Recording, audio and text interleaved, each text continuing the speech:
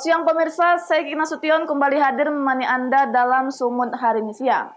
Siang ini kami telah merangkum sejumlah informasi terkini di antaranya. Korban tenggelam di Sungai Asahan ditemukan. Kejar Labuan Batu peringati HUT Adiaksa ke-60 secara sederhana. Pelaku curanmor di Pematang Siantar diamankan warga. Selain cuplikan berita tadi, kami juga akan menghadirkan beragam informasi lainnya. Pemirsa, kita jelang Sumut hari ini siang selengkapnya.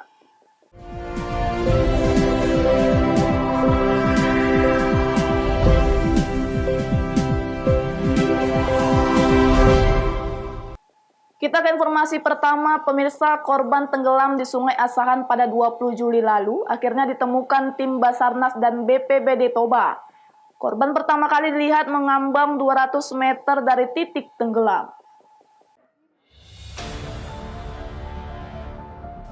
Inilah video amatir detik-detik penemuan jasad korban. Berdasarkan keterangan saksi, korban pertama kali dilihat mengambang sekira 200 meter dari titik tenggelam. Iwan Syagian, pemuda 16 tahun yang tenggelam di Sungai Asahan, Desa Siantar Utara, Kecamatan Parmaksian, Kabupaten Toba, Sumatera Utara, akhirnya ditemukan Rabu pagi 22 Juli 2020 sekitar pukul 6.30 WIB. Tim dari Basarnas dan BPBD langsung mengevakuasi jasad korban dari sungai menggunakan perahu karet. Orang tua korban menjerit histeris menyambut jasad korban di tepi sungai. Beberapa warga lain dan sanak saudara berupaya menenangkan orang tua korban. Usai menggelar doa bersama keluarga dan sanak famili, jasad korban lalu dibawa ke kampung halaman di Sidari, Kecamatan Cilain, Kabupaten Toba untuk dikebumikan. Tadi pagi sekitar pukul jam 6 kami lihat korban munculnya dari arah sana, dan ketika waktu di arah sana korban belum jelas, dan setelah nyampe di sini kami perjelas dan ternyata itu korban, dan kami bisa mengevakuasi korbannya di lewat jembatan Siluar. Itu kira-kira berapa meter Pak dari lokasi titik awal tenggelamnya korban? Korban ditemukan muncul dari tempat tenggelamnya sekira-kira 200 meter. Kondisi korban saat muncul ke permukaan gimana Pak? Kondisi korban saat muncul di permukaan dia masih utuhlah semua, belum ada yang berkurang bagian anggota tubuh ya. Sebelumnya korban tenggelam di Sungai Asahan pada Senin 20 Juli sore. Saat itu korban bersama temannya menyeberang sungai menggunakan perahu, namun perahu mereka bocor hingga korban tenggelam. Sementara seorang temannya berhasil selamat. Alex Jetro Syagian melaporkan untuk Evarina TV. Pemirsa, diduga akibat kebut-kebutan saat hujan deras 2 minibus di Kota Tebing Tinggi Laga Kambing. Akibatnya 2 minibus rusak parah, sementara 1 pengemudi dievakuasi secara dramatis akibat terjepit.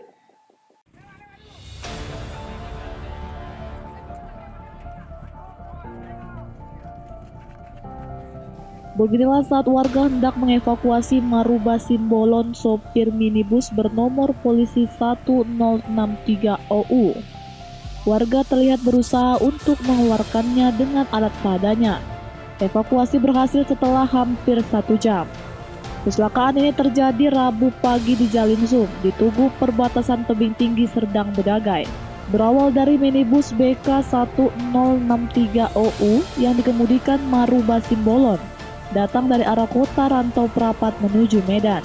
Kemudian datang mobil Fortuner yang dikemudikan Katarina Dewi Sinaga dari arah berlawanan dan mendahului kendaraan lainnya, sehingga tabrakan tak terelakkan. Akibat tabrakan, mobil Fortuner terguling ke sisi jalan, sedangkan sopir mobil Avanza terjepit kabin mobil.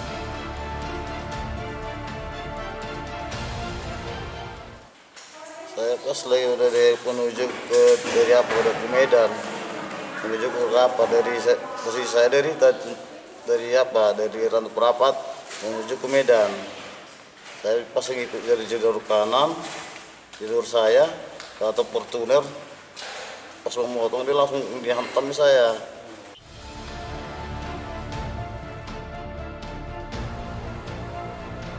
Kecelakaan di lokasi ini sudah sering terjadi akibat marka jalan yang tidak jelas.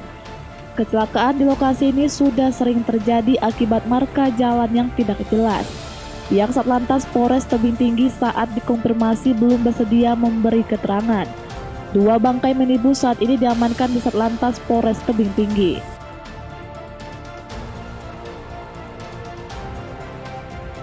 Alex Garinggi melaporkan untuk Evarina TV.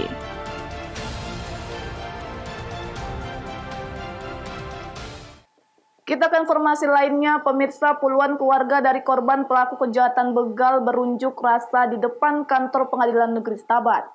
Mereka menuntut agar hakim menjatuhkan hukuman yang seberat-beratnya kepada pelaku begal yang telah membunuh keluarga mereka.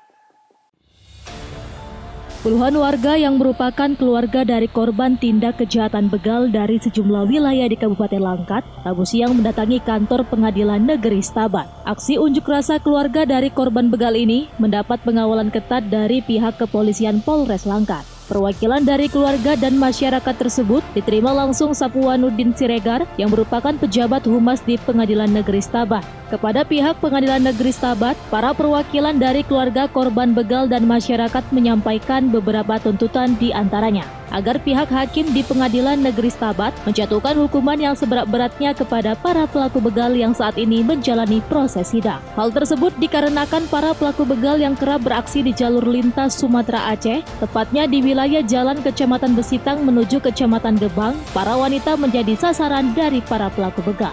Sudah banyak korban dari para pelaku begal tersebut, bahkan para pelaku begal yang kerap beraksi di wilayah mereka nekat menghabisi nyawa korbannya. Datang ke pengadilan negeri ini apa ya etikan ini? Misi saya kemari menunjukkan bahwa begal-begal itu harus dihukum tegas, hukum berat gitu. Itu tujuan kami di sini membawa masa kemari, Pak. Gitu.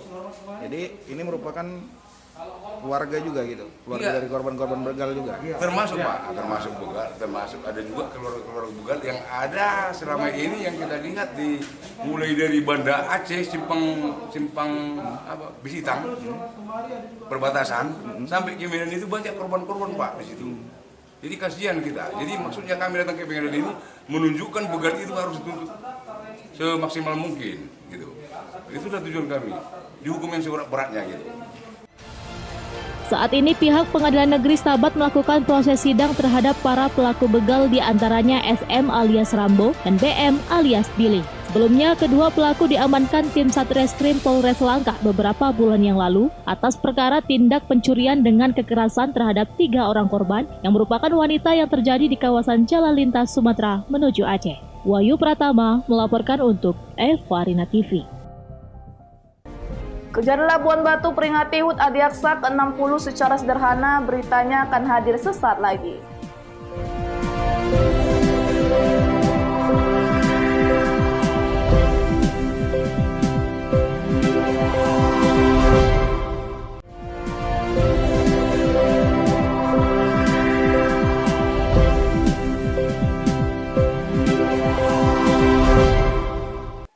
Terima kasih masih bersama kami. Pemirsa, Kejaksaan Negeri Labuan Batu menggelar resepsi peringatan Hari Bakti Adiaksa ke-60 dan dirangkai peringatan Ikatan Adiaksa Dharma Karini ke-20 secara internal. Hal ini berkaitan dengan pandemi COVID-19 yang masih mewabah dan sesuai petunjuk Jaksa Agung Republik Indonesia. Pada peringatan Hari Bakti Adiaksa dan Ikatan Adiaksa Dharma Karini di tengah pandemi COVID-19, Kejaksaan Negeri Labuhan Batu, Sumatera Utara tetap melakukan berbagai rangkaian kegiatan secara sederhana, namun disesuaikan dengan protokol kesehatan yang ditetapkan pemerintah. Kepala Kejaksaan Negeri Labuhan Batu Kumaidi menyebutkan, pada peringatan HBA tahun ini pihaknya hanya melakukan secara internal. Bahkan upacara peringatan dilakukan secara virtual dengan inspektur tunggal yang diikuti seluruh pegawai kejaksaan di seluruh Indonesia. Dan pada rangkaian hari HBA dan IAD ini, Selain pihaknya tetap melakukan kegiatan sosial dengan berbagi sembako dan santunan ke masyarakat, panti asuhan dan para purna jaksa juga melakukan ziarah ke Taman Makam Pahlawan sebagai bentuk penghormatan kepada para pejuang kemerdekaan yang telah berjasa. Kami hanya melakukan rangkaiannya itu berupa bantuan sosial, terus kunjungan ke panti asuhan, terus ke para pensiunan. Kemudian yang tadi jam 9 tadi kami melakukan upacara yang seharusnya dilakukan di lapangan, tapi karena ini sesuai dengan petunjuk Jaksa Agung, kemudian karena COVID-19 itu maka dilakukan dengan cara melakukan upacara melalui virtual dengan inspektur tunggal dari Jaksa Agung dari pusat di Jakarta. Kami di daerah seluruh Indonesia hanya tinggal mengikuti saja. Jadi itulah bentuk dari pelaksanaan kegiatan HBA yang kita kaitkan sesuai dengan protokol COVID-19.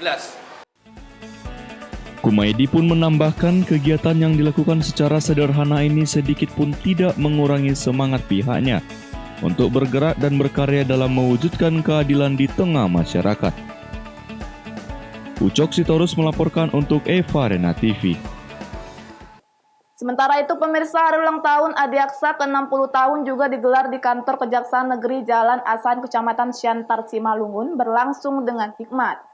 Hari ulang tahun dilakukan secara serentak di seluruh Indonesia, dipimpin langsung oleh Jaksa Agung Burhanuddin melalui virtual.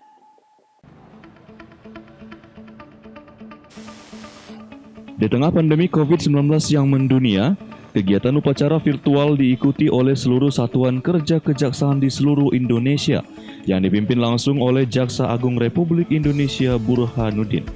Upacara rangka memperingati Hari Bakti Adiaksa ke-60 pada Rabu 22 Juli 2020 di Aula Kejaksaan Negeri Simalungun, Jalan Asahan, Kecamatan Siantar, Kabupaten Simalungun, Sumatera Utara.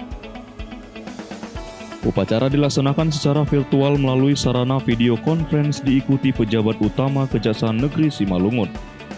Hari Bakti Adiaksa ke-60 tahun ini mengangkat tema terus bergerak dan berkarya. Segenap insan Adiaksa dalam setiap kondisi apapun harus mampu berinovasi untuk kejaksaan yang lebih baik. Kajari Simalungun mengatakan dalam memperingati hari ulang tahun Adiaksa ke-60 tahun ini, sudah melakukan berbagai kegiatan bakti sosial kepada masyarakat, seperti pemberian bantuan kepada Panti Asuhan Mamre dan Panti Asuhan Islamic Center. Selanjutnya memberikan paket sembako kepada masyarakat kurang mampu dan anjang sana kepada keluarga Purnaja Kejaksaan Negeri Simalungun. Dalam pencapaian tugas bekerja sama dengan pemerintah Kabupaten Simalungun, Kejaksaan Negeri Simalungun dalam jangka 2 minggu sesuai harapan Jaksa Agung Republik Indonesia telah melakukan penyelamatan aset sebesar 300 juta rupiah, yaitu pajak air bawah tanah, pajak reklame, dan pajak lainnya. Di dalam usia yang ke-60 ini, ya kita dapat lebih bekerja secara profesional, mengutamakan kepentingan pencari keadilan supaya dapat terlayani. Nah, kemudian kita juga tadi berharap seperti tadi sudah disampaikan oleh Bapak Jaksa Agung bahwa kita akan bekerja lebih profesional, kemudian kita memperhatikan integritas dalam bekerja. Jadi semata-mata bagaimana supaya masyarakat pencari keadilan adil itu bisa kita berikan kepada semua pencari keadilan, terutama di Kabupaten Simalungun. Diharapkan dengan Hari Bakti Adiaksa ke-60 ini dapat memberikan pelayanan yang terbaik khususnya bagi masyarakat. Penta News Sembiring melaporkan untuk Eva Rena TV. Kita beralih ke informasi lainnya, pemirsa. Pandemi COVID-19 membuat perjalanan pariwisata turun hampir 100% pada Mei 2020. Dan devisa pariwisata turun hingga 97% dibandingkan tahun lalu. Menteri Kemaritiman dan Investasi Luhut Binsar Panjaitan menjelaskan pemerintah terus berupaya menumbuhkan kembali geliat pariwisata di tanah air, dengan mendorong peningkatan wisata domestik hingga 70% saat memasuki masa adaptasi kebiasaan baru. Pemerintah akan terus mendorong peningkatan wisata domestik saat memasuki masa adaptasi kebiasaan baru guna menumbuhkan kembali geliat pariwisata di tanah air. Dalam diskusi virtual Rabu 22 Juli, Menteri Kemaritiman dan Investasi Luhut Binsar Panjaitan mengatakan, tren menunjukkan wisatawan domestik di kota besar akan melakukan kunjungan ke kota penyangga yang memiliki alam indah dan bersih. Menko Marves mencontohkan warga Jakarta yang berkunjung ke kawasan Puncak dan Sentul, demikian pula warga Surabaya yang berkunjung ke Banyuwangi atau Bromo. Menko Luhut meminta setiap pemerintah daerah, khususnya yang memiliki destinasi kunjungan wisata, untuk menerapkan protokol kesehatan agar setiap orang merasa nyaman dan aman ketika berwisata di masa pandemi. Mari kita sama-sama untuk memulai di Q3 ini mencoba melakukan turis domestik. Kita coba naikkan secara bertahap, angka itu sampai ke 70%. Nah, Indonesia itu memiliki potensi wisatawan domestik yang sangat besar dengan 300 juta perjalanan setiap tahun. Luhut menambahkan sesuai arahan Presiden Joko Widodo, Dinas Pariwisata di daerah harus berfokus pada aspek pencapaian wisatawan berkualitas. Yang dilihat dari lamanya waktu berwisata, pengeluaran wisatawan, serta kesadaran dalam menjaga lingkungan hidup. Dari Jakarta, Cahya Sari, Kantor Berita Antara, mewartakan. Pemirsa, Sumut hari ini akan kembali dengan informasi menarik lainnya. Tetaplah bersama kami.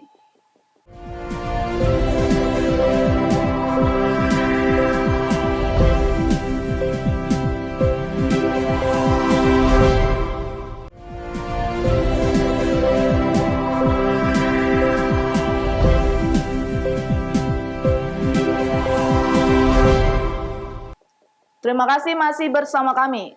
Pemirsa, seorang ketua partai politik di Kota Tebing Tinggi, Sumatera Utara meninggal dunia akibat COVID-19. Kasus tersebut menjadi kasus pertama pasien COVID-19 yang meninggal dunia di Kota Tebing Tinggi.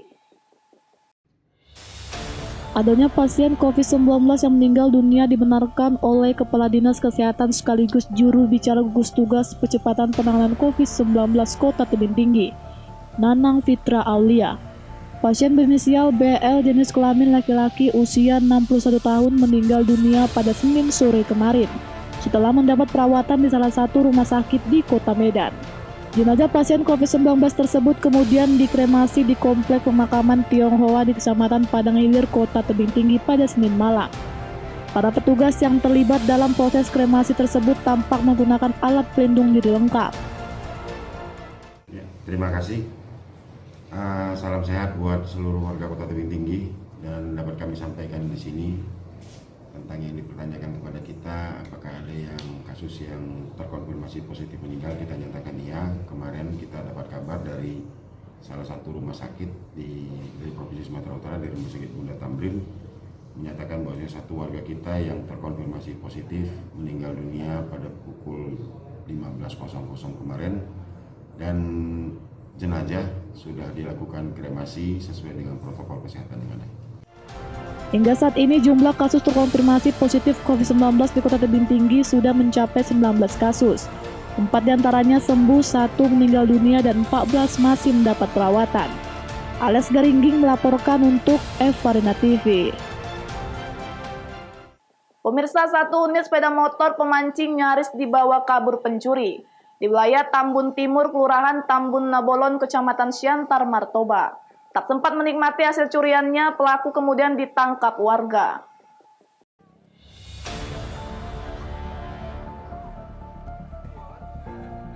Suwoto, warga perumahan Karangsari Permai, Kelurahan Tambun Nabolon, Kecamatan Siantar, Martoba, nyaris kehilangan sepeda motornya yang diparkir di areal semak-semak saat memancing.